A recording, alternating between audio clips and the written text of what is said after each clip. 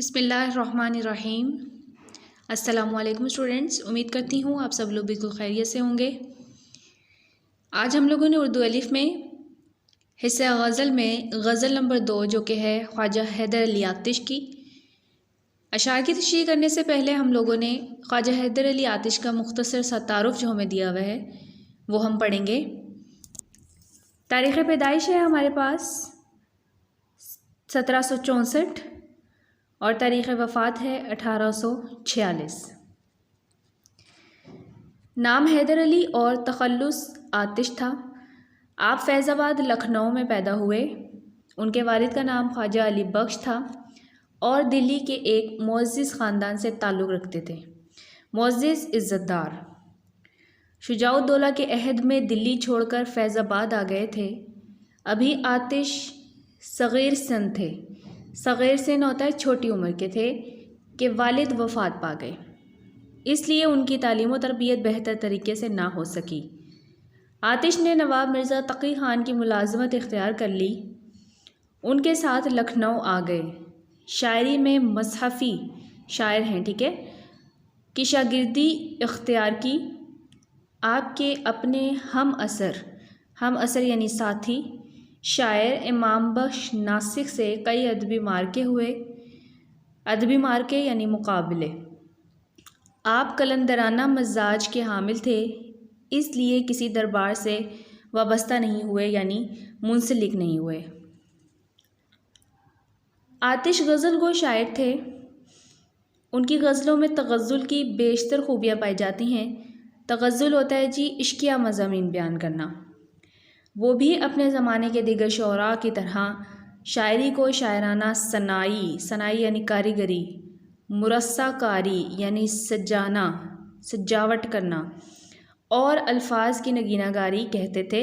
नगीनाकारी यानी हीरे जड़ना। ताहम आतिश के यहाँ आमियाना व शौकियानापन दिखाई नहीं देता। आमियाना व शौकियाना यानी दिखावा, रयाकारी, जो उस वक्त के लखनवी शौरा के कलाम में जा बजा नज़र आता है। जा बजा यानी जगह जगह। आतिश के कलाम में फ़िक्रो गना होता है जी बेनियाजी, और तवक्कुल यानी भरोसा, तसव्वुफ़ यानी अल्लाह ताला की तरफ रुझान, दुनिया की बेसबाती, कनात पसंदी यानी जितना अल्लाह ताला ने दिया उस पर शुक्र करना, दरवेशाना रंग, दरवेशाना कहते हैं फ़कीराना, और अखलाकी मज़ामीन बकसरत दिखाई देते हैं यानी बहुत ज़्यादा पाए जाते हैं। उनकी गज़लों में तग़ज़्ज़ुल सबसे अहम शेर, रजायत यानी उम्मीदी, ठीक है, सादगी व सलासत यानी दिलचस्पी और दिलकशी, नादिर यानी कीमती तशबीहात व इस्तारात, उम्दा सनाए बदाए, रंदाना मौज़ूआत, रंदाना होता है आज़ादाना, और आतिश बयानी की खुसूसियात पाई जाती हैं।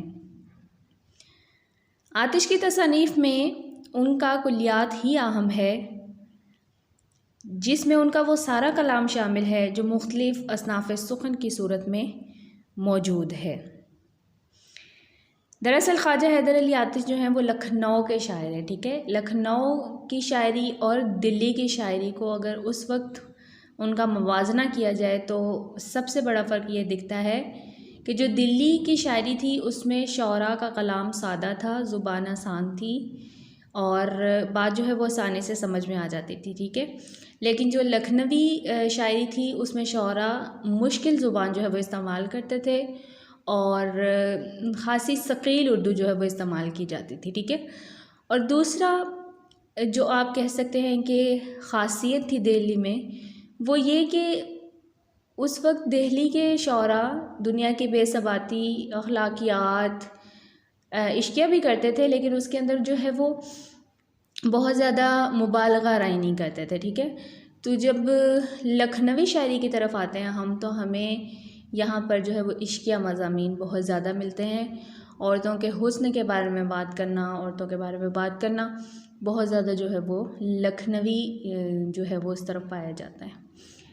लेकिन हमने यहाँ पढ़ा है कि जो आतिश हैं उनके यहाँ हमें आमियाना और सौकियानापन जो है वो दिखाई नहीं देता, यानी दिखावा नहीं नज़र आता, बनावटी बात नहीं करते, जो वो महसूस करते हैं, जो वो देखते हैं, उसको वो लफ्ज़ी रूप दे देते हैं। तो ये हमने ख्वाजा हैदर अली आतिश का मुख्तसर सा तारुफ पढ़ा है। आप लोगों ने इसको अच्छे तरीके से ज़हन नशीन कर लेना है। आज के लिए इतना ही, इजाज़त दीजिए। अल्लाह हाफ़िज़।